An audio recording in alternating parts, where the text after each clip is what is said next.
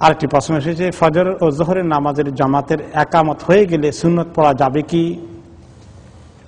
এই ব্যাপারটা যোহরের পরে তো কোনো ইখতিলাফ নাই, যোহরের একামত হয়ে গেলে কোনো সুন্নতের নিয়ত করা যাবে না।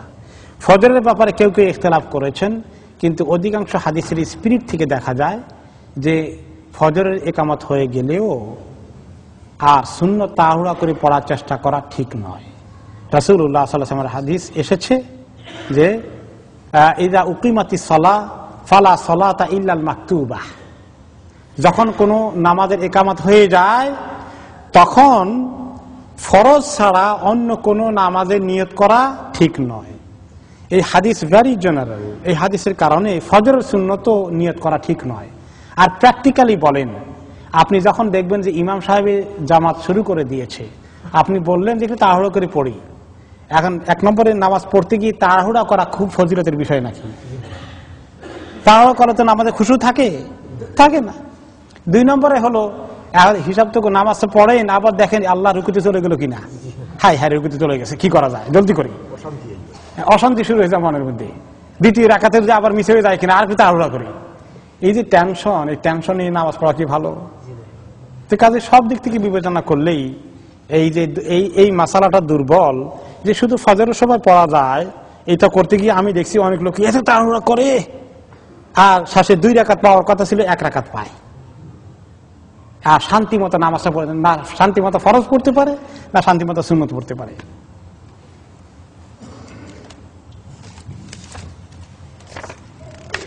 এক সময় ওয়াজ তাফসির দেখাশোনা, অডিও ভিডিও সিডিতে বড় ভালো লাগতো, কোরআন হাদিসের তাফসির বইপত্র পড়া ভালো লাগতো। বর্তমানে শুধু টিভিতে খবর দেখা, টক শো দেখার কারণে এসব ভালো লাগে না, শুধু খবর, রাজনীতি ইত্যাদি মজা লাগে। এগুলা কারো কারো নেশা হয়ে যায়। পত্রিকা পড়ার নেশা, খবর পড়ার নেশা, শোনার নেশা, এগুলার একটা লিমিট, কিছু কিছু খোঁজ খবর তো জরুরি থাকা দরকার আছে, তবে খুব খুব লিমিটেড, কন্ট্রোল করতে হবে নফসকে। সারাদিন ওইটা যদি কেউ পড়ে, মাথার মধ্যে এই নেশায় ঘুরতে থাকে, নামাজ পড়তে আসলে খালি ওইটাই মনে পড়বে। হ্যাঁ, আর কোরআন শরীফ পড়ার সময় পাওয়া যাবে না, ইসলামী বই পুস্তক পড়ার সময় পাওয়া যাবে না, ইসলামিক প্রোগ্রাম দেখার সময় পাওয়া যাবে না, কারণ কোনখান দিয়ে কোন গুরুত্বপূর্ণ খবর পাস হয়ে যায়। আর কারো কারো তো খেলার খবর মাশাআল্লাহ মিস করতে পারেন না। হ্যাঁ, কোনখান দিয়ে খবর না আসলে কোন গোলটা হয়ে এগুলো ট্যারি পাইলাম না, তাই না?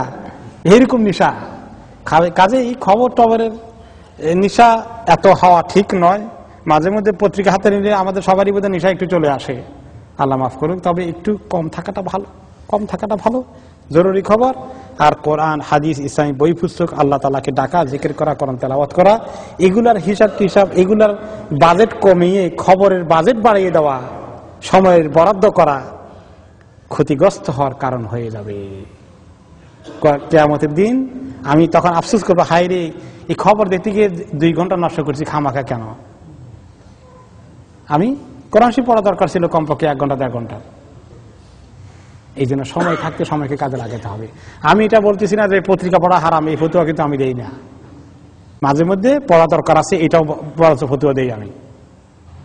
কিন্তু খবরদার বেশি করবেন না, একটু করলেই চলবে। লবণ কদ্দুর খাওয়া লাগে, লবণ না হলে তরকারি মুখেই দেওয়া যায় না। এতগুলো তরকারি দিবেন, এতগুলো লবণ দিবেন তরকারির মধ্যে, তাহলে এটা একেবারে বরবাদ হয়ে যাবে।